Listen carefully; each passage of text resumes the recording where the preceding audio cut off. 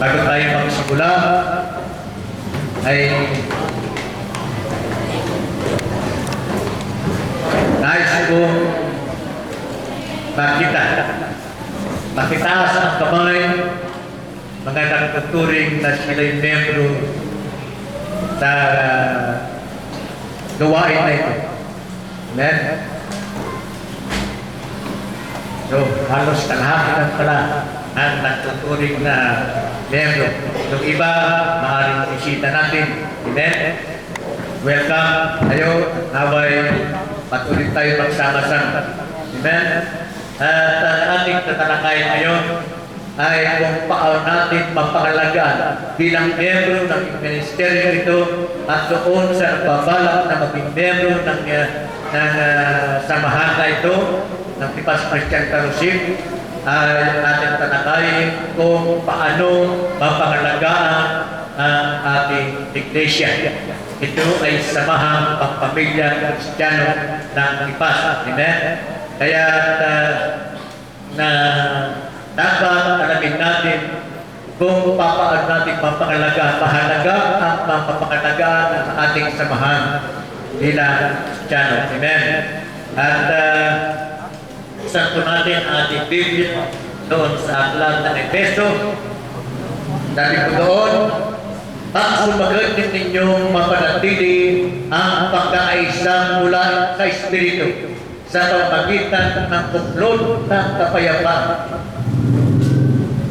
Naroon yung pagkakaisa mula sa Espiritu. At sa Colosas 3:14, sabi naman doon, at higit sa lahat, magbigan kayo pagkat ito ang nagbubuklod sa lubos na pagkakaisa. So sa dalawang talatang ito, nababanggit ang pagkakaisa. Ang pagkakaisa ay mahalaga upang mapangalagaan ang magandang samahan sa isa ng ating iglesia. Amen. Alam natin na sa kasalukuyan, maraming mga iglesia ang nasisira dahil sa kawalan ng pagkakaisa ng mga miyembro. Amen. Kaya, bagamat natutuwa naman ako at kahit na paano, sugod na dito sa ating samahan ay nakikita po natin na wala yung mga bangayan, wala yung mga alitan, naroon yung pagkakaisa. Pero bago ganun pa man, ibig ko rin para malaman natin ulit, para tuluyan natin maiwasan ang hindi magandang ugnayan sa isa't isa upang hindi na mangyari, paparatili natin ang pagkakaisa. Amen. Tungkulin natin ang mga bawat membro, bilang membro sa iglesia ito ay tungkulin ang bawat isa na panatilihin ang pagkakaisa sa iglesia ito. Amen. Napakahalaga sa pagkakaisa, kaya hindi na binigyan pansin ito sa bawat. Kaya ay sa higit sa binigyan pansin dito sa bagong tipan. Mas mahigit, mas mahalaga ito kaysa katotohanan tungkol sa langit o sa impyerno. Amen. Dahil kung walang pagkakaisa ay baka hindi rin natin marating ang langit at malamang impyerno ating pagpupuntahan. Sadyang nais ng Diyos na maranasin ang pagkakapamilya, ang pagiging isa at pagkasundo. Iba sa ating mga pamilya, iba mga magulang, gusto natin na magulang ay nais natin ang magandang samahan sa isang pamilya, di ba? May pagkakaisa. Mga anak, mga tatay, nanay. Amen. Sa isang pamilya, magkakaisa, nakita po natin na maging maratag ang pamilya na magkakaisa. Ang diwa ng pagkakapatiran ay pagkakaisa. Kapag sinira natin ito, para naman rin tinanggal ang puso ng katawan ni Kristo.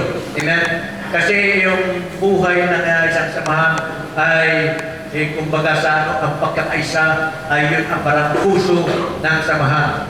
At alam natin na tayo kabilang sa isang bilang bahagi sa isang katawan. Kaya ang ating pagkakaisa, ang ating pagkakasundo ay ang pinakapuso nito. Amen.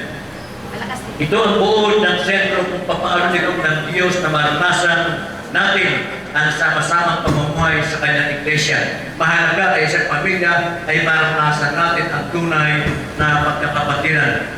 Ang pangunahing modelo natin, sa pagkakaisa ay ang Holy Trinity, tawag kaya ang banal na yung banal na Trinidad, na kung saan naroon nakita po natin ang literal na pagkakaisa ng Diyos Ama, Diyos Anak, at Diyos Espiritu Santo. Amen. Ang Diyos mismo ang pinakamataas na halimbawa ng pag-ibig na pagpapagsakit, pagpapababang, pagmamalasakit sa iba, pagperfecto at perfectong pagkakaisa. Makita po natin yan sa Holy Trinity. Tulad ng bawat magulang, ang ating Ama sa langit ay nasisiyahan sumunod sa kanyang mga anak na nagkasundo.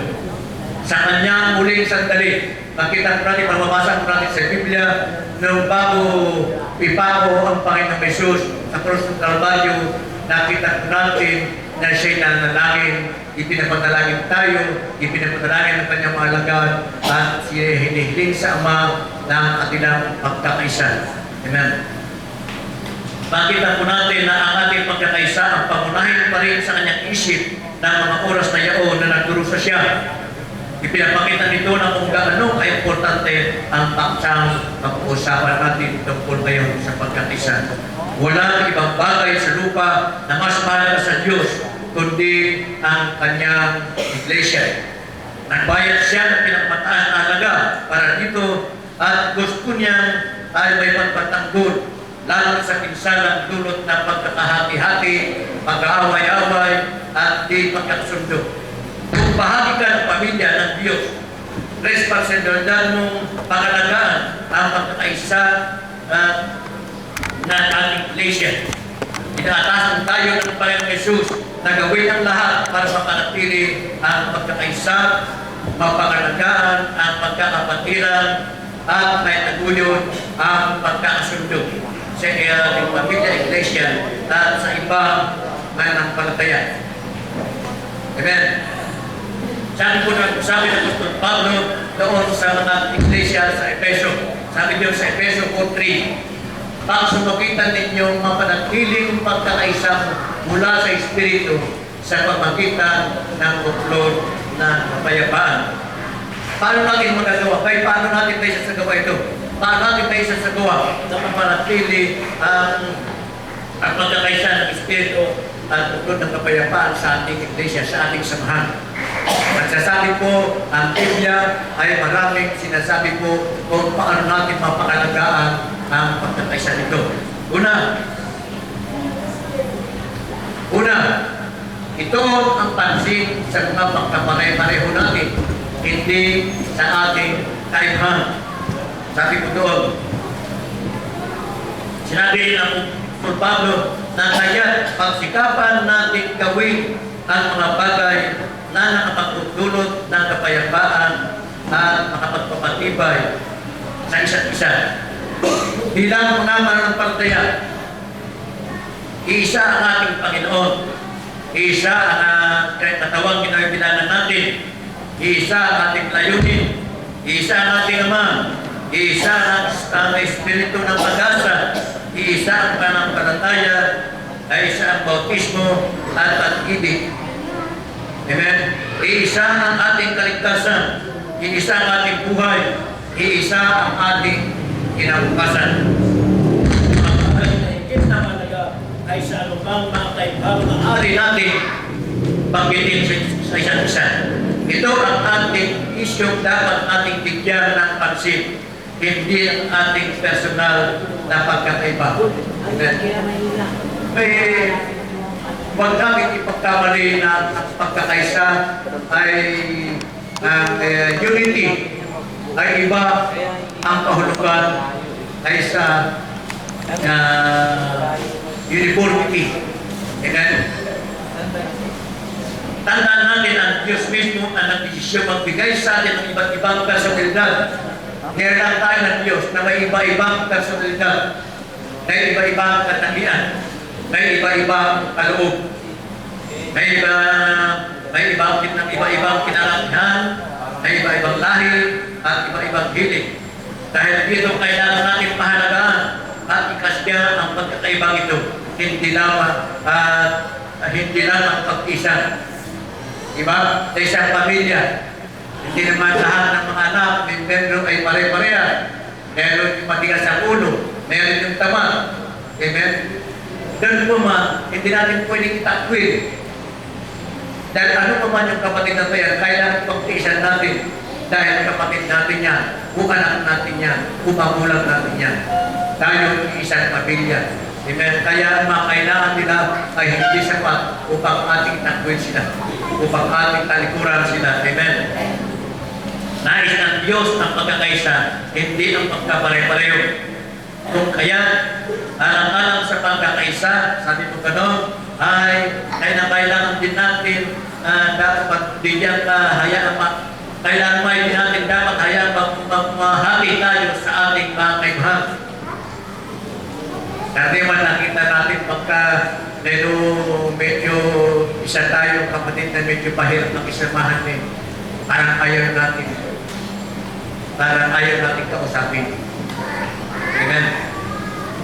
Manatili tayo nakatuon sa mga bagay na pinakamalaga sa lahat, ang matutong pagmahalan gaya ng pagmamahal ni Kristo para sa atin at din ang limang layunin ng Diyos para sa sa kanyang iglesia na wala ng kuryente.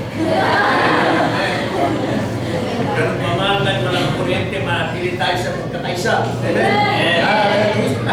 Talampakan natin ang Panginoon.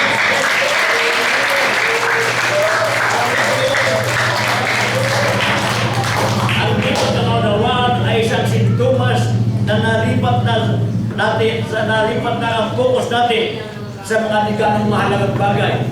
Amen? Baka natuon na ang ating pansin sa kahinaan ng ating kapwa. Nalipat ng ating atensyon, nalipat ng ating focus doon sa kahinaan. Hindi nawala na doon sa ating pagkakaisa, sa ating pagkakapatiran. Amen? At dito'y nagpapakita ng immaturity. Bata pa kumbaga sa hindi pa ganong lumago sa kanyang buhay spiritual. Ang tawag dyan sa Biblia ay mga disputable matters o mga bagay na ditiyak at napagkatalunan. Kung doon na-focus ang ating atensyon, ay nawawala tayo sa tamang layunin ng ating pagkakaisa. Kapag nag-focus tayo sa personalidad, sa pagkakaiba-iba ng mga gusto, interpretasyon, estilo o mapamaraan, ang laging resulta nito ay pagkahati-hati. Hindi po ba? Sa bawat isa pagka hindi mo type yung sinabi na ay hindi ganyan, ay dapat ganito ang gawin natin. Doon nagsisimula ang pagkakabahabahagi. Amen. Ay iwasan po natin yun. Dapat magkaunawa-unawain natin. Kaya sabi na ng Biblia na dapat isipin natin, huwag natin ipilit ang ating gusto. Amen. Hindi masama na sabihin natin, kung tanggapin nila okay lang, kung hindi, okay din lang. Magpasensya tayo. Amen. Ang mahalaga, alam ng Panginoon kung alin ang tama, kung alin ang mali. Alang-alang lamang sa layunin ng pagkakaisa, sa ibig ng Panginoon na pagkakaisa ng kanilang anak, ng kanyang mga anak. Amen? Ang pinakadahilan ang dahilan kung bakit kuminsan ay mga hindi pagkakasundo sa iglesia ay yung pride. Amen? Pride na sinabi ng Panginoon na dapat huwag natin igiit ng ating sarili. Tandaan po natin na nung namatay ang Panginoon, nung tinanggap natin ang Panginoon sa Kristo, nung tinanggap natin ang pagiging bago lang, ay namatay na ang ating lumang pagkatao. Amen po ba? Amen. Namatay na at dahil batay na ay bago lang na nawala na, naiibig na ang luma nating pagkatao, kasama na ang masamang pita nito. Kaya kung patay na tayo sa mga bagay na pansanlibutan, ibig sabihin hindi na tayo maapektuhan pa. kung ano man ang ating narinig o ano man ang ginagawa sa atin, di ba? Di ba ang patay na kahit anong gawin mo yan at tanim mo yan, wala na siyang naramdaman, di ba? So ganyan ang atin sa buhay spiritual natin, kung tinanggap na natin ang Panginoon, ay hindi na tayo nagpapekto pa sa mga bagay na masama. Iisa na lang ang focus, attention natin, makapokus lamang doon sa pagkakaisa natin. Tayo na ay bagong nilalang. Kaya ang bagong kalikasan natin ay banal na. Amen. Kaya sabay niyo paypay, mainit.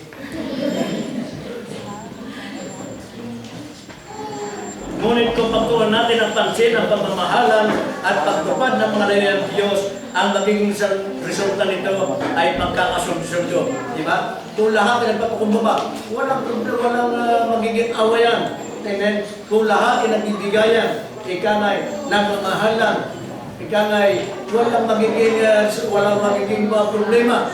Amen? Ito ang sinasama ng Apostol Pablo sa mga taga-Corinto. Alam po natin mga taga-Corinto na bagamat mga naipanahon sila ay hindi pa sila nag-mature. Amen. Hindi pa siya nagiging magulang sa kanilang buhay spiritual. Naroon pa rin ang pag-aaway-away, pagkabahagi. Meron lang nasabi na ako si Pablo, ako si Barnabas, sinasabi lang gano'n. Kaya hindi siya nagkakasundo. At maaari din sa mga iglesia, ibang mga iglesia rin, ay ang dahilan ay mas magaling si pastor na ganito, ay mas magaling si ganito. Madalas nangyayari yan sa music ministry. Amen.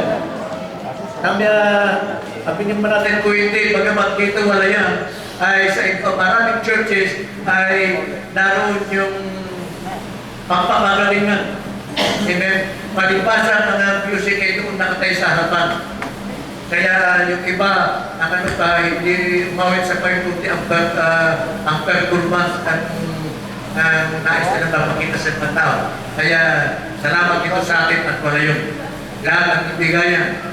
Kung meron mga gustong panguna o ipilit yung gusto, pinabayaan ka ng iba. Amen. Salamat at sana'y walang ganoon sa atin. Amen. Wala naman siguro, no? Wala ba? Praise God. Hallelujah. Praise God din. At hindi na ulit. Amen. Hallelujah. Sabi ng Apostol Pablo sa mga Corinto, mga kapatid, ngayon ay nanawagan ako sa inyong sa pamagitan ng pangalan ng ating Panginoong Jesucristo na kayong kayong lahat ay magsalita ng isang bagay lamang at huwag magkaroon sa inyo ng mga pagkabahagi kung kayo ay magkakaisa sa isang pag-iisip at layunin lamang. Yan sa Corinto 1:10. Number 2, maging mga tuhanan sa inyong mga inaasahan. Ano ibig sabihin nito? Alam ko natin, inaasahan ko natin na ang iglesia ay isa na mga nagdaisang perfectong samahan. Kung titingnan po natin anong unang iglesia sa Biblia, nakita po natin ng pagtutulungan. Naroon nga ng araw-araw silang sama-sama. Amen. Nakita po natin ang pag-ibigan na yan, kasi yan ang sabi ng Panginoon, mag-ibigan kayo dahil yan ang magpagtoo na magpagtoo na kayo nga ang mga nagato. Sabi nga nun, ang mga tao ay iglesia, inaasahan ng Panginoon at maging inaasahan din natin parahin na isang iglesia ng tutulungan, nagmamanasakitan, nagdadala ng tutulungan ng pasanin, ay nag-ibigan, ay sabi ng Panginoon, ito ay iglesia na nais niya. Pagkaga ito ay iglesia, even the gates of hell, maging ang pintuan ng impyerno ay hindi kayang ibain. Amen. Kaya dahil kakulangan ng mga hindi nagaganap sa maraming iglesia, hindi nagaganap yung pagkakaisa, pagtulungan, dahil nakita ito kaya na maraming iglesia na sila. Karamihan sa mga iglesia ay puro pang-kunyori. Amen. Pagka sa loob ng simbahan na maganda, na tigit na kayakapan, Pero pagdating sa labas, hindi magkakinang-kilala. Amen. Kaya kung pag sa maraming iglesia na ang mga tao doon ay mga na magkukunwari. Amen. Parang kayo, sabi ganun. At sana yan ang sin natin. Ako nga kung minsan, pag kami nakasulubong ako, kung minsan hindi ko nakapansin dahil wala atensyon ko doon. Kaya kung meron man na minsan na sasalubong ko na hindi ko nababati, ay maaaring hindi ko napansin. Hindi ko napagtuon ng pansin. Amen? Kaya pasensyahan ko ako doon. Ikangay, walang taong perfecto. Pero kung oras nakita niyo ako, nakasalubong niyo ako, nakita niyo na nakita ko kayo, at hindi ko ito na-isap, sabihin niyo si Pastor naman, hipokrito. Sabihin niyo, pero kung nakita niyo na nakita ko kayo, at binati ko kayo, yun. Amen. Hallelujah. Alam ko natin, nakapanatok na sabi ko kanina, na inaasahan natin na isang iglesia, isang perfectong samahan. Pero tandaan ko natin na walang perfectong iglesia. Dahil tayo nga ay tao lamang. Punong-puno ng kahinaan. Amen. At naunawaan ng Panginoon yan. Pero hindi yung kaya natin na maging perfecto, na huwag natin nasahin naman na maging perfecto. Makamit naman natin na maging perfecto pagka tayo nakita natin na mukha ng Panginoon. Pero habang tayo nasa lupa pa, habang tayo nasa katawang lupa pa, sa katawan na ito, huwag natin nasahan na tayo maging perfecto at maging ng ating kapwa ay sila ay maging perfecto din. Amen. Kailangan pa rin natin sa kabila ng ating mga kahinaan, kailangan pa rin natin may mahalin at masigi ang ating iglesia sa kabila ng kahinaan dito. Ang pagkaasam na dapat mangyari habang pinabatikos ang kasalukuyan na nangyayari ay tanda ng pag-mature. Amen. Pagka ang isang miyembro ay huwag pinapunuan ng pansin ay kahinaan ng kanyang kapatiran, ay yan ay tanda ng pagiging maturity. Amen. Wala sa Panginoon ang ating atensyon, ang ating kapwa, ang ating pinagkukunan ng atensyon. Kaya yan ay maturity, kulang sa paglagong spiritual. Sa kabilang panig naman, ang pagiging kontento sa kasalukuyan sa sitwasyon at di pag-aasang sa huwalan at tanda naman ng pagkawalang bahala. Kung atin naman ipagwalang para sa nakikita natin na magkakamali o pagkukulang, pagka binamaniwala natin, ay yun naman ay pagkawalang bahala. At hindi maganda yun. Kailangan pag kami nakita natin na hindi maganda, sabihan po natin. Amen. Kailangan kung minsan natakot tayo sabihan ng ating kapatid dahil baka immature din ang ating pagkasabihan at pagka pinagsabihan natin ay magagalit din. Dahil tandaan po natin baka isang kapatid ay tunay na mananampalataya, tunay na anak ng Diyos. Natanggapin niya kung siya'y pinagsasabihan ng isang kapatid. Amen. Nais niya po ituwid ang kanyang buhay. Amen. Kung turing mo na yung kapatid ay isang kapatid mo sa Panginoon, aasahan mo na ang kanyang pagpura sa iyo ay para sa kanyang ikabubuti lamang. Amen. Maaari kang biguin ng ibang namanampalataya, pero hindi ito dahilan para huminto tayo sa aking pagkakapatiran sa kanila. Kapag bigyan natin sila, ay hindi kayo ang kanilang ikinikilos at hindi sila pwede basta-basta na lamang katalikuran. Sa halip, sinabi ng Panginoon, kayo'y maging mapagpakumbaba, mabait at matyaga, magmahalan kayo at magpakumanhinan. Ay, gano'n. Marami ang dismaya sa iglesia dahil sa maraming bagay. Mahaba ang listahan ng mga problema nito. Ang hidwaan, kinanakit, pagkukunwari, pabayaan, pagkitahatiran ng pag-isip, sobrang kahipitan at iba pang mga kasalanan.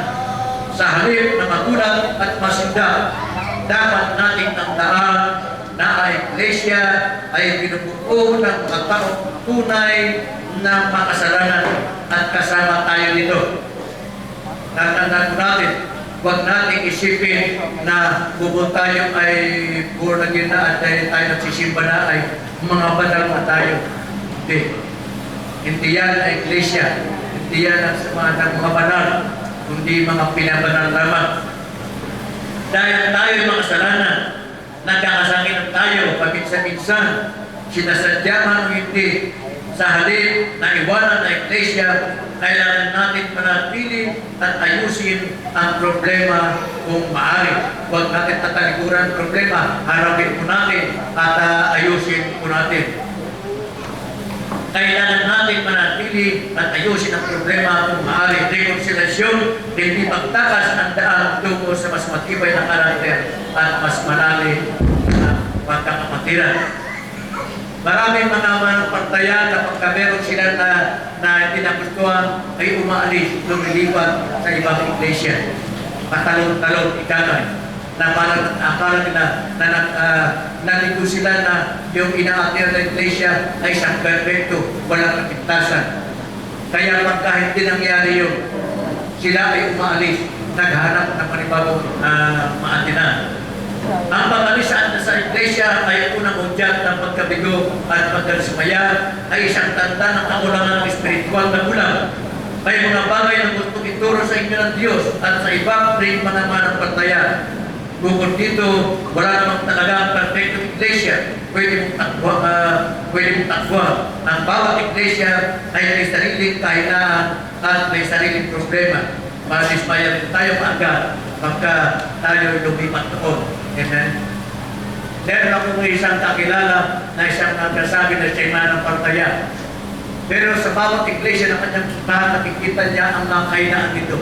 Kaya nagpa siya, huwag na lang siya sa atin, iglesia. Amen. Ang tao na nito ay mayabang. Akala niya, siya ay perfecto. Tandaan natin ko nang sabi ko rin na walang perfectong iglesia. Lahat ay may kanya-kanyang kahinaan, may kanya-kanyang problema. Amen. Kung sakali man, makita tayo na iglesia ang perfecto, isang ganap na iglesia, hindi rin tayo natanggapin doon. Dahil tayo ay may kahinaan din. Amen. So, alam naman ng Panginoon na lahat tayo may kahinaan. Ang iglesia niya ay may kahinaan.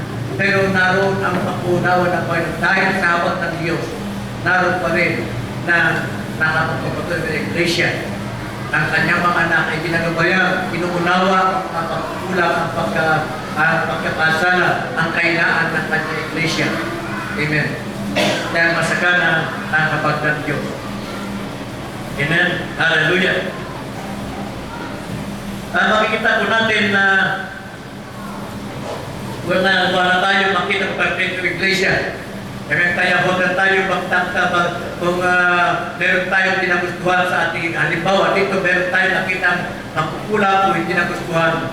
Huwag tayo hanggang maaari, kapatid, kung tunay ka na anak ng Diyos, kung tunay na ikaw ay bago ng nilalang, kung tunay na ituring mo na ikaw ay tagasunod ni Kristo, huwag ka na, ay sa ikaw ay nilipat, maghanap ng ibang na iglesia maatinan, ay pagtiisan mo bilang kapatid sa pananampalataya, bilang para kasama sa pamilya ng Diyos. Amen. Dahil sa ang pamapupunta, ganun din ang mangyayari. Dahil sabi ko ka, walang perfecto iglesia. Ang masama pa nga, yung iba pagka meron kinagustuhan, pag-alis, pagkatapos kung ano-anong sinasabi, chismis, ng paninira ginagawa sa kanilang pinanggalingan ng iglesia. Mabuti sana kung sa isang kapwa mananampalataya, ang mananampalataya kanyang pagkasiga, ang pagkasabihan niya yung mga taong makasagpunan pa. Amen? Na ganang klase ng tao ay hindi tunay na mananampalataya. Lalaman po natin mamaya. Pangatlo, na pili magpasigla kaysa kugna. Kaysa pintasan natin na iglesia ay kailangan natin ay tayo nila ang masiglahin natin ang ating iglesia. Unawain natin, pagpasensyahan natin. Tulad din na magnanais natin na magpapasensya nila sa ating kahinaan. Amen. Kung unawain natin ang ating kapwa sa ating kainaan, ay ganoon din sila. Unawain din nila ang ating mga kainaan dahil tayo din naman ay may kanya-kanyang kahinaan. Amen. Laging mas madali tumayo sa tabi ng namimintas sa mga naglilingkod kaysa makibahagi o makiambag. Amen. Tandaan natin pag kami sinabi na, ay, alam mo kapatid, ay ganito yan. Oo nga. Sasabihin naman namin isa. Then ayaw niya naman na ang intention ay kampihan niya. Oo nga, ganun niya. Yun, doon nagsisimula ang pagkabahagi. Ayaw ng Diyos yun. Paulit-ulit na tayong pinalahan ng Diyos na huwag manintas magkumpara panusga sa iba. Kapag kinaraan mo ang isang bagay na ginagawa ng isang manampalataya ng buong pananalig at conviction, pinakialaman mo ang trabaho ng Diyos. Amen.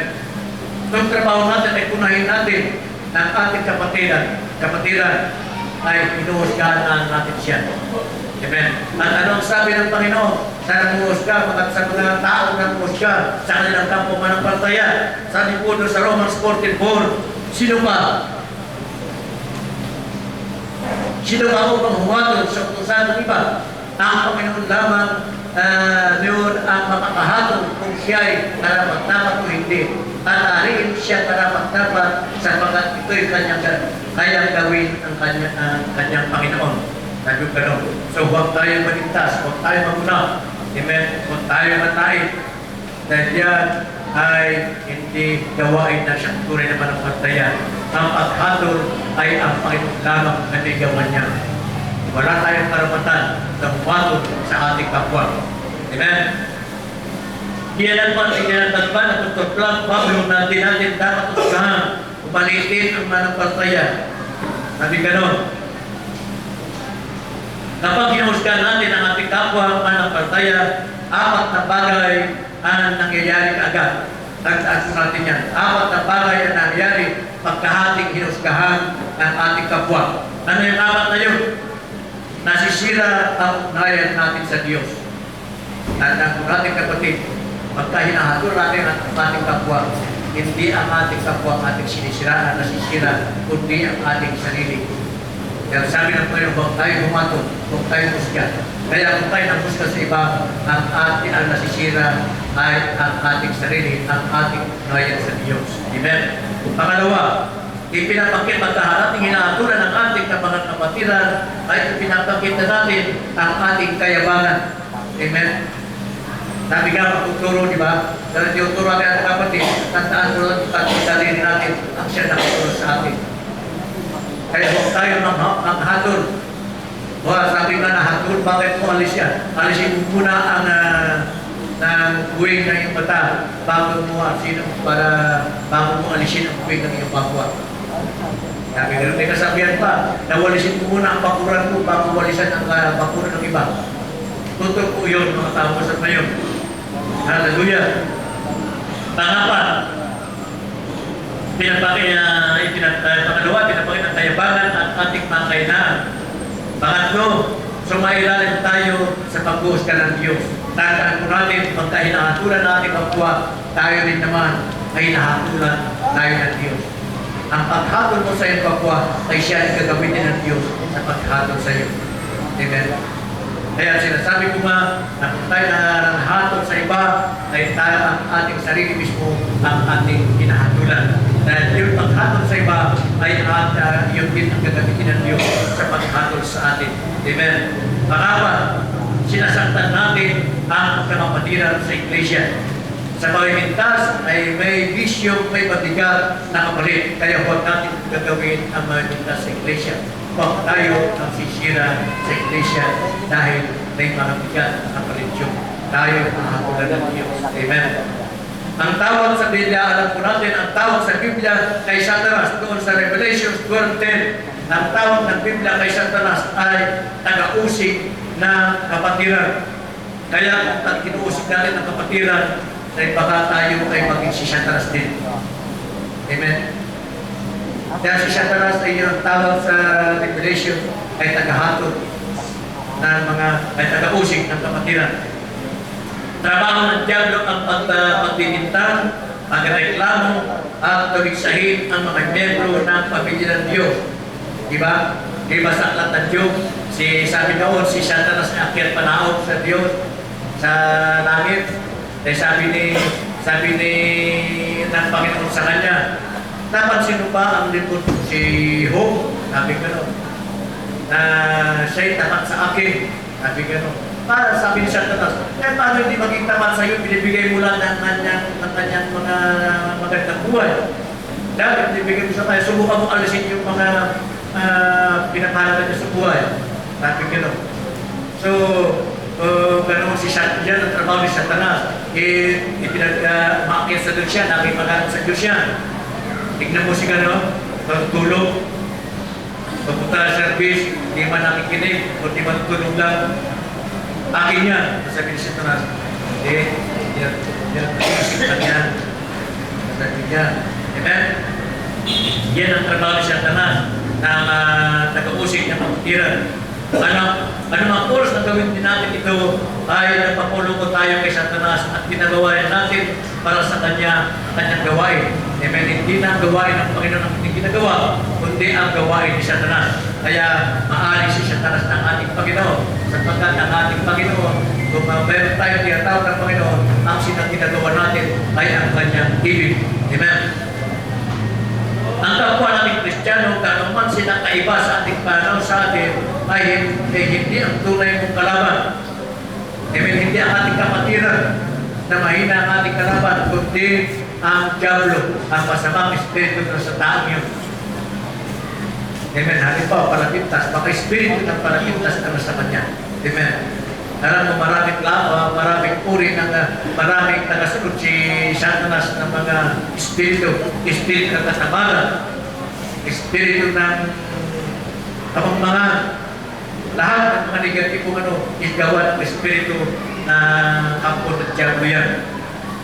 Ang oras na inaubos natin sa pamumuna at pagtuligsa sa ibang manampalataya ay dapat igugol sa pagpapatibay ng kaisahan ng kapatiran. Dahil sinasabi ng Biblia doon sa Romans 14:19, sabi ko doon, kaya pagsumikapan natin gawin ang mga bagay na nakapagtutulot ng kapayapaan at mga magpapatibay sa isa't isa. Alam ko natin mga kapatid na pagkakaroon pinipinsan ng ating kapatid sa halip na lumakas ang kanyang pananampalataya, lumakas ang kanyang buhay spiritual, parang lalo siya nang hina. Amen.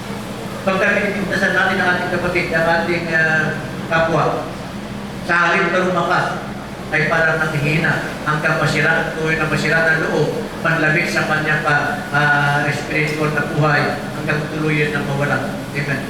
Tandaan natin na mas matindi ang sugat na dulot ng ating mga kapatiran kaysa dulot ng mga tao ng kasalutan.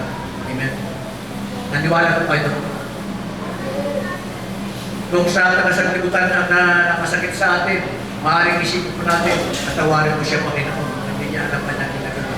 Pero kung ating kapatid na nakasakit sa atin, parang mahirap tanggapin. Amen. Paano kung naging kapatid ito?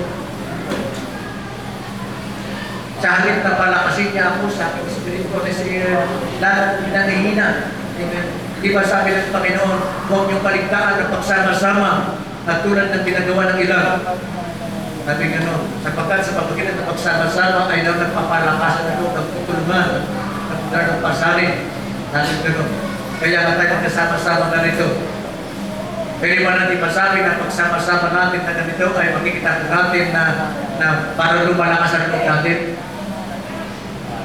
O alin na nakikita ko natin pagka nakita natin ang ating kapatid na nakasakit sa atin, nawalan tayo ng gana. Nasira na ng araw ko, nakita ko naman itong tao ito. Sabi natin, kapatid, unawain natin ang ating kapatid na nakasakit sa atin. Dahil meron din sariling kainaan. Tayo rin yung sariling kainaan.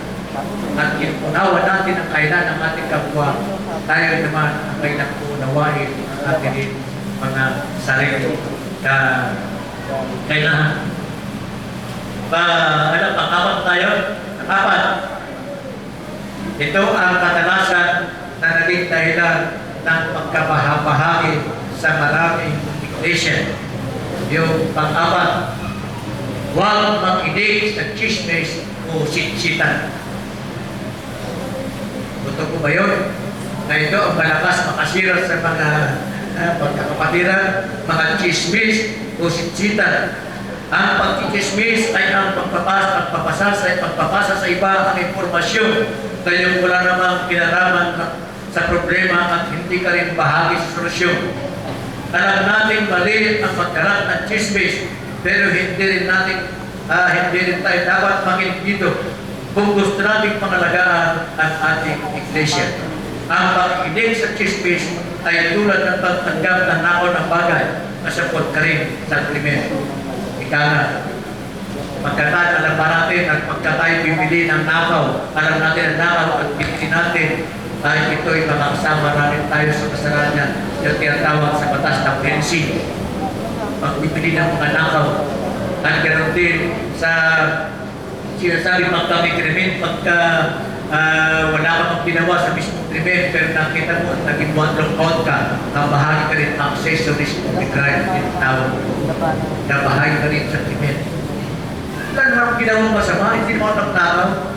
Pinantayan ko lang kung may tao makakita. Hindi man ako pumatay. Nasabi ko natin, accessories na pa rin tayo sa paggawa ng krimen. Amen. Kaya huwag natin huwag tayo makinig ng chismis sa iba. Kung gusto natin mapangalagaan ang ating iglesia. Kapag anong gawin natin? Pag kami nagsimulang mag-chismis sa atin, maging matag tayo. Pigilan natin ang ating sarili. Huwag para hindi tayo ay huwag na tayo makinig dahil chismis sa atin. Amen. Kadalasan nangyayari kasi pag kami kinismis, nakikinig tayo. Oo nga. Sinasabi natin yun, chismis. Ang rin niya, ganun din ginawa sa akin. Yun na. Naging, dalawa na sila. Naging accessor na siya. Accessor na siya. Amen. Kaya pag huwag patuloy at huwag pagputol na yung chismis at alam po natin na ang chismis ay nakakasira sa ating pagkakapatiran, nakakasira sa ating buhay, ay kailangan putulin natin, huwag na tayo makinig. Bakit? Kung wala na makikinig sa chismis, wala na rin tutuloy yan. Wala na rin gusto makinig. Amen? Kaya kung minsan maiwasan chismis, dahil nakikinig. Oo nga, ganun din. Tandaan mo natin na dito sa mundo, walang permanent bagay. Ang permanent lamang ay ang salita ng Panginoon. Kaya pagka ikaw ay kinampihan mo yung chismis laban sa isang kapatid, tandaan mo darating ang panahon. Ikaw niya. Amen. Pagka nagkaawa, marami na akong nakikita dito sa mga kapaligiran na magkaawa sila, kakampihan sila. Oo, kasi ganun-ganun. Darating ang panahon nagkasundo yung magkaaway, naging kaaway na yung dating nag-chismis na, nag-chismis na rin yun. Kaya doon nagsimula ng away-away. Kaya para maputol na ikangay, para mapatay ng apoy, huwag nang gatungan. Yan ang dapat para mapangalagaan natin ang pagkakaisa, magandang samahan sa ating iglesia. Kung hindi naman natin kailangan malaman kung ano yung sinasabi ng tao, yung hindi naman tayo apektuhan, tumigil na tayo. Walang mangyayari sa rin, wala tayong mapakinabangan na itong puti, itong diba, pagkos, makasira lang sa atin. Amen. Hindi natin maaaring pagkatiwalaan ng tao na chismis. Amen. Kapag nakinig ka sa chismis, sinasabi ng Diyos na ikaw ay isang tao mapaghanap ng gulo. Doon sa Kawikaan 7:14, sabi ko na ang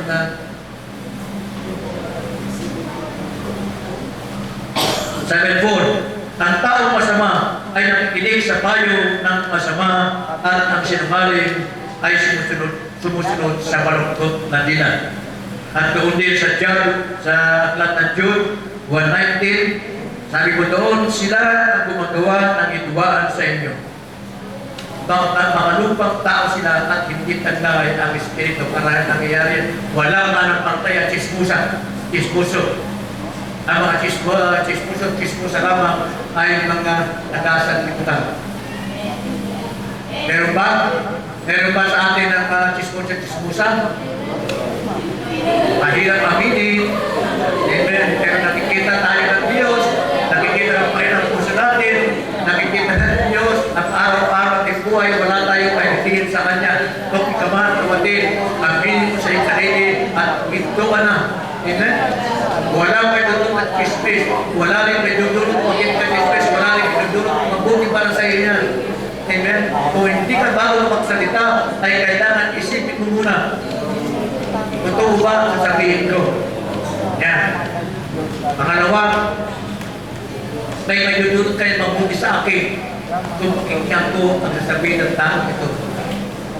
Kung may dudulot kayo mabuti sa akin kung ibabahagi mo sa kanya ang pananalita na ito. Wala. Lahat ay wala, kaya mabuti pa, itigil mo na. Amen. Sabi nga na ang isang palito ng posporo ay pwedeng sunugin ng libo-libo hektarya ng kagubatan. Ikanay.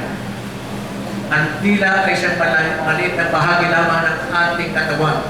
Pero ito'y nakakapatay. Sabi gano'n, di ba? Naniwala ba kayo doon? Dahil ng Christmas, maraming pinapatay. Amen? Tayo, iwasan natin ng chismis. Hindi na kapag nagbigay ng sa sambayan sa pagbigyan natin, sa pagbigyan ng Panginoon. Amen? Maging sa pagbigyan ng pisikal, iwasan natin yung chismis kung wala rin ang mabuti doon sa tao at babahagi ng sarili mo na lang. Sabi nga na may kasabihan, natanda ko, may kasabihan noon na ni Johnny Wilson ba yun, announcer, na pulutin ang mabuti, ang masama iwaksi. Sabi nga, di ba? Johnny Wilson ba yun, announcer noon? Kung natanda nyo, kilala nyo noon. Yan ang kasabihan niya, yung radyo niya, pulutin ang mabuti, ang masama iwaksi. Pero sa palagay ko, hindi tama yung kasabihan na yun. Ang mabuti iwaksi, ang masamay, itama na naman para huwag mapulot ng iba, di ba? Kasi may iwaksi mo yung iwaksi, ano mo yung masama, nagdadami makapulot, dadami ng masama. Amen? Kaya dapat mapulot nila yung mabuti. Ang masama ay yan itabi natin para huwag nang pumalak. Amen? So, ganyan mabuti. Sabi ba, may sinasabi pa sa kawikaan na magkaroon may kasama kang matanda sa bahay, mas madilim ang mas maganda pang na tumira sa bubong ng tahanan. Amen? Biro niya. Baka na. Praise God. Hallelujah. Iwasan natin mga chismisan, kapatid. Kalimutan natin, chismis pa rin mula ngayon sa araw na ito. Ito mensahe ng Panginoon, kalimutan natin ang mga chismis dahil walang itutulot na mabuti sa ating samahan niya. Kahit anong samahan, hindi mapapatibay ang chismis pagkos na kasila. Ang chismis ay nakagawa ng kaaway.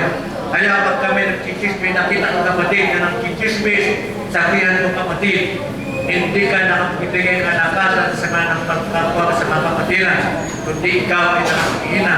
Tandaan mo kapatid na ang pagkikismis ay gawa ng kaaway niya, sa Diablo niya. Kaya kapatid, para hindi ka matawag na kaaway ng Diablo, huwag tigil mo na pagkikismis. Amen? Amen po ba? Kaya mo lang sabihin niya. Eh kung nagpukwento sa atin na kaibigan natin, hindi natin matatiyan eh. Nakakaya naman ang putrahin. Amen?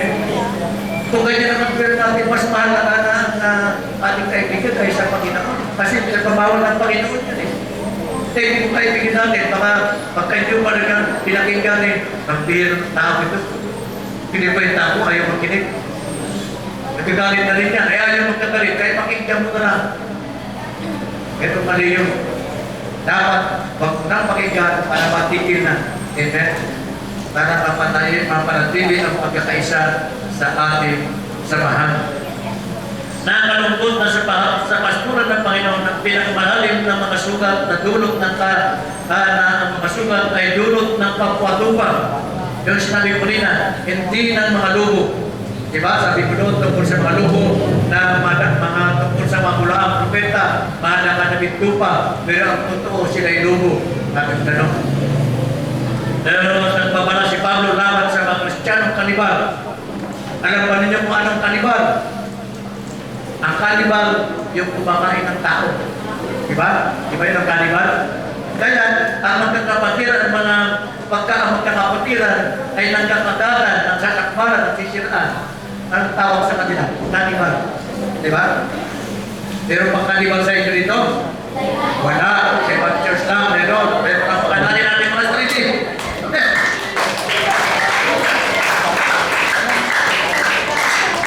Sinasabi ng Biblia na ang uri ng mga tao mapagkulo ay dapat iwasan. Nagbubunyag ng mga lihim at chismis. Huwag tungo sa mga katanda. Sabi ko doon sa Kawikaan 2019, ang pinakabilis na paraan para matapos ang idwaran sa iglesia, umaliit na grupo ay ang mahinahong kausapin at nagkikismisan sa patigilin sila sa ginagawa nila. Sabi nga ni Haring Solomon doon sa Kawikaan, namamatay ang apoy, pupubos na ang kahoy. Natigpigil ang away, pag wala ng nanungusul. Yan ang sabi sa Kawikaan 26:20. Susunod, para makapanatili ang mga magandang na samahan sa iglesia ay ugaling gamitin ang paraan ng Panginoon sa pagsasaayos ng hidwaan. So, merong paraan ng Panginoon upang malutas natin ang mga hidwaan sa loob ng iglesia. Bukod sa mga prinsipyong pinatalakay sa natalakay natin, nagbigay ang Panginoong Hesus sa iglesia ng isang simpleng proseso na may tatlong hakbang. Ano yung mga tatlong hakbang ito para maayos ang hidwaan sa iglesia? Una, kung nagkasala sa iyo ang kapatid mo, sabi mo ganon, puntahan mo siya at kausapin ng sarilinan. Kapag nakinig siya sa iyo, ang pagsasama ninyo magkapatid ay mapapanakulin mo sa dati at mapapanumbalik siya sa Ama. Amen. Ngunit kung hindi siya makinig sa iyo, magsama ka pa ng isa o dalawang tao upang ang lahat ng pinag-uusapan ninyo ay mapatunayan ng dalawa o tatlong saksi. Kung hindi siya makinig sa kanila, sabihin mo ito sa iglesia at ituloy mo siya intil o isang publikano. So ito ang paraan ng Panginoon para maayos ang mga hidwaan o mga alitan sa iglesia. Kailangan kausapin natin ang sarilinan. Kung hindi siya nakinig, ay magsama tayo ng saksi. Kung ayaw pa rin makinig, kung tunay po na manampalataya, tunay po na siya sa Panginoon, taong niya ay sa Panginoon, ang hahanapin niya ang liwanag. Amen. Ang tao na nakakilala sa Panginoon ay ayaw sa dilim. Amen. Kaya yan ang nais na panagawin natin pag kami tayo nangaayusin na hidwaan. Kausapin natin ang sarilinan. At kung makikita ko natin, kung kinausap natin ang kapatid na yan, at nais na at tunay naman ang pagtaya yung tao yung sasabihin niya, o nga kapatid, dapat na maaaring kasalanan ko. Kaya kung hindi man niya kasalanan, sasabihin niya, alam niya sa salita ng Panginoon, nakikasalanan mo niyo hindi, makipag-ayos siya upang mapanatili ang magandang samahan sa iglesia. Amen. Kung ayaw pa rin siya makinig sa kabila ng pagkasabi natin sa iglesia, ay itakwil siya. Ituring siyang hindi mananampalataya. Sapagkat ang isang hindi mananampalataya ay ayaw sa liwanag, sabi ng Biblia. Ang taong pasabihin na kilala sa Panginoon ay gusto niya ang liwanag. Iba sabi ng Panginoon, tayo ay nalipat na sa liwanag. Wala tayo sa mundo ng patiliman. Sabi gano'n. Kaya pag isang mananampalataya ay may sama ng loob o may hinanakit, kausapin po natin yan at ayusin po natin. Amen? Hallelujah. At yan na maayos yan. Mapanatili ang magandang samahan sa iglesia.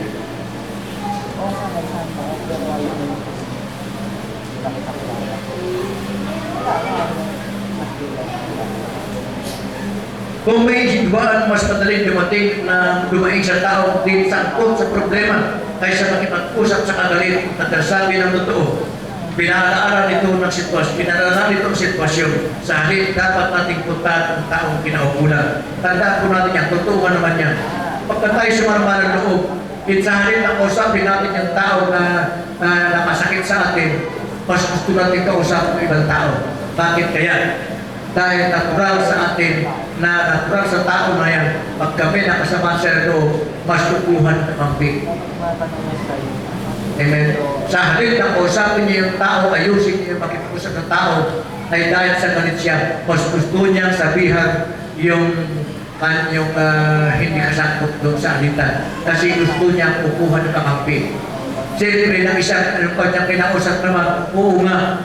Sabi ko na, oo nga, sa kayunan niya. Kaya lalong lalaki ang gulo. Amen. Kaya, observan po natin.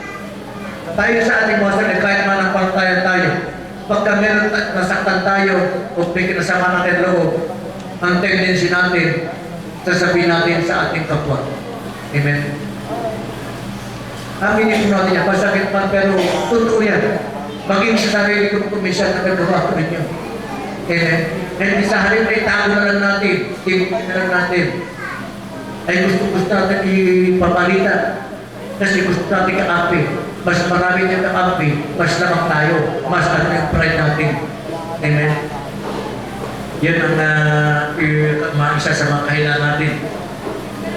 Ano pa? Ano naman ang gagawin kung talagang matigas ang ulo ng kagalit natin? Amen. Ang sabi ng Panginoong Isus ay dalhin ang masakit sa iglesia. Kapag ayaw pa rin niya makinig, ituloy na siyang tulad ng di manampalataya. Amen. Tandaan po natin, kapatid, kapag meron tayong paaway, huwag natin ang pinakasolusyon niya, gawan natin na mabuti. Amen. Diba may kaaway tayo, may kagalit tayo, ginawan tayo na masama.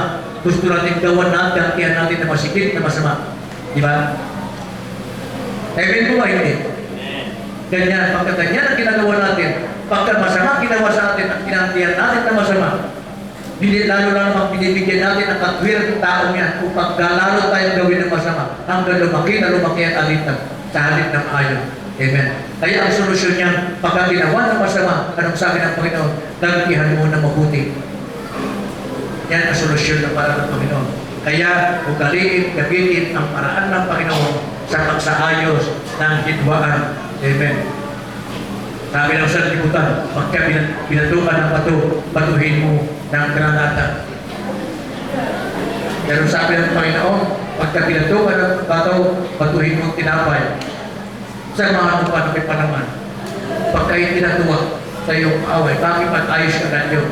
Alin sa dalawa, pakipag-ayos siya, lalo kang babatuhin para lalo siya patuhin ng tinapay. Amen? Hallelujah. Pero yan ang paraan ng Panginoon na dapat gamitin natin.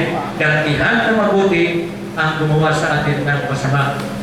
At bilang panghuli na paraan upang maayos para mahidwaan, mapanatili ang magandang samahan sa iglesia ay suportahan natin ang ating pastor at ang mga pinuno sa ating iglesia.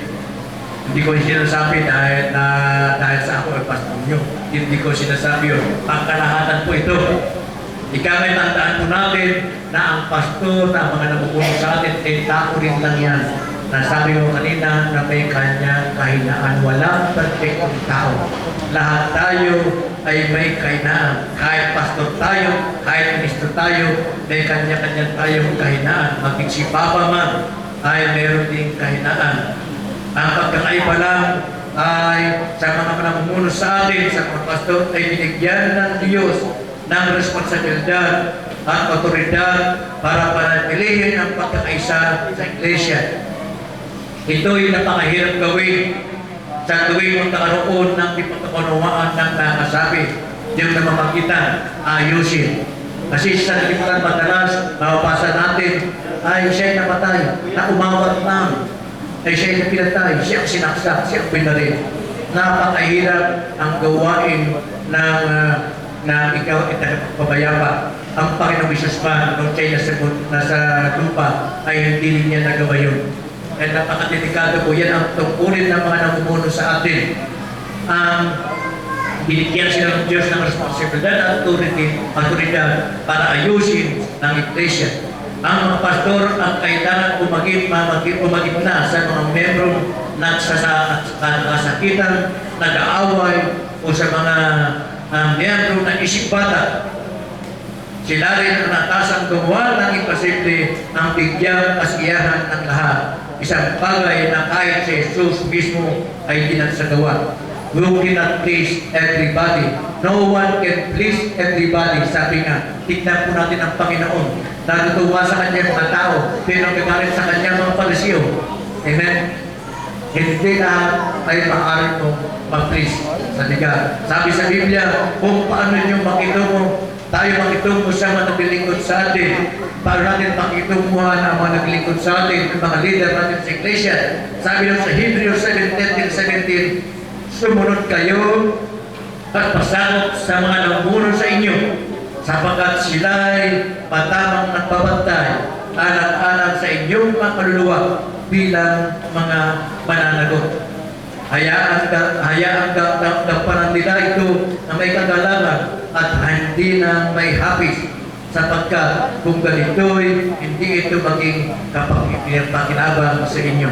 Kung hindi natin susuportahan ang ating mga namumuno sa atin, hindi kapakinabang sa atin. Amen. Kung nangihina ang ating mga leader ng iglesia ay malisira. Kailangan po natin ang alang sa mga leader. Sabi ng Apostol Pedro, ipanalangin ninyo ako. Sabi ganun. Dahil hindi natin, kung tayo naging dahilan kung bakit nasira ang iglesia, may pananagutan ng mga leader natin. Tayo mananagot, mga leader ay mananagot, may pananagutan sa Panginoon. Amen. Para sa atin. Isang araw, sabi nga, magbibigay sulit ang mga pastor sa Panginoon kung gano'ng kahusay nila magpapinantayan. Sila may pananagutan magpantay sa inyo at magbibigay sulit sila sa Diyos ukol dito. Yan ang mga pastor, mga leader, ipagsusulit nila sa Diyos. Kung pinabayaan ng iglesia ay masira, pagkaaway-away, hanggang tuluyan na masira sa bahan, yan ay panagutan ng mga leader, mga pastor, sapagkat sila ang may katungkulan, mga laga ng kaisan ng isang iglesia. At natandaan po natin, hindi lang mga pastor din, tayo rin naman. Tayo mga membro ay meron din tayong pananagutan. Bilang membro ng iglesia ay meron tayong pananagutan sa Panginoon. Paano ba tayo naging sumunod? Paano tayo naging masunod sa mga namumuno sa atin? Huwag natin kalimutan na hindi lang mga pastor ay panagutan. Tayo rin naman bilang miyembro, meron tayong panagutan sa pagpapanatiling maayos ang ating iglesia. Malinaw ang mga rintuning binigyan ng Biblia sa mga pastor hinggil sa pagtrato ng mga taong gumagawa ng pagkahati-hati sa loob ng iglesia.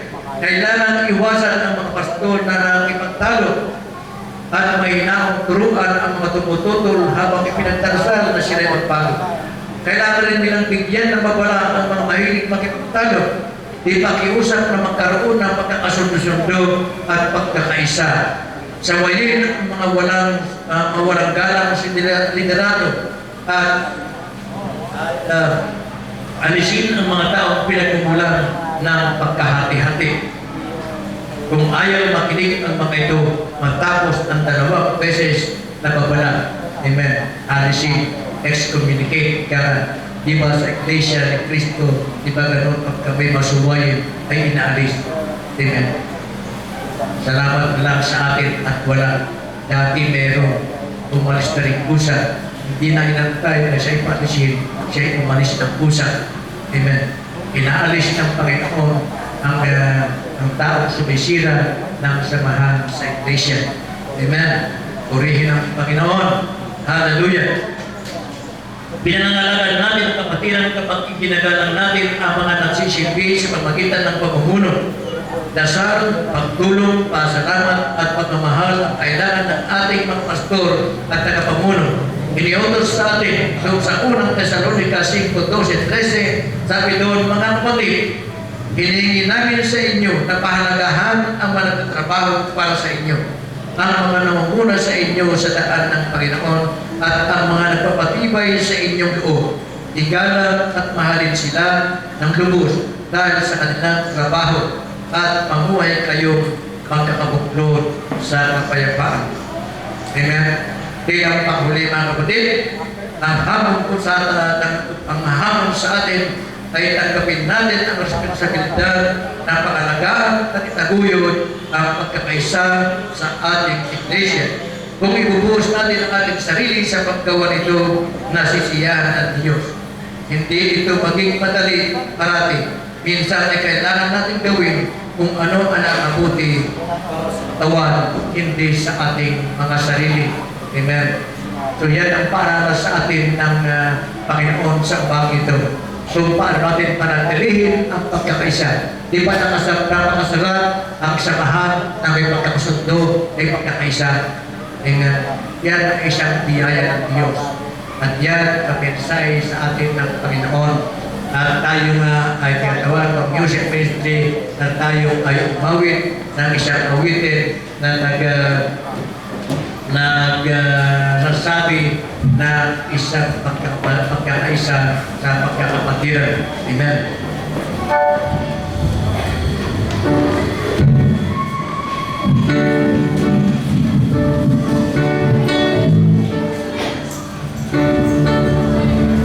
Ay po yung napakaligaya ka.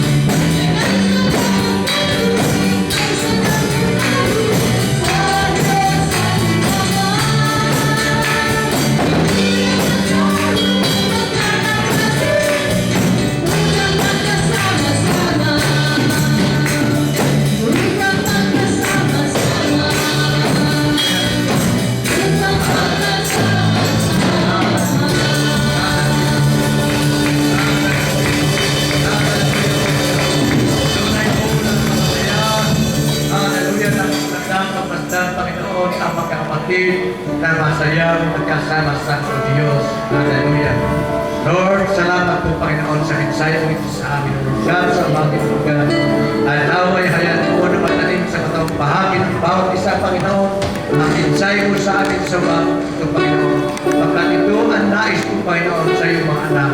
Dapat kasama-sama, makutulungan ang ibigan ng God. Para sa lahat ng iglesia na iyong katawan o Diyos. Salamat po Diyos at muli aming inahayag na sa inyong kurang at purihan, kaluwalhatian at kanila. In Jesus' name we pray. Amen. Amen. At salamat.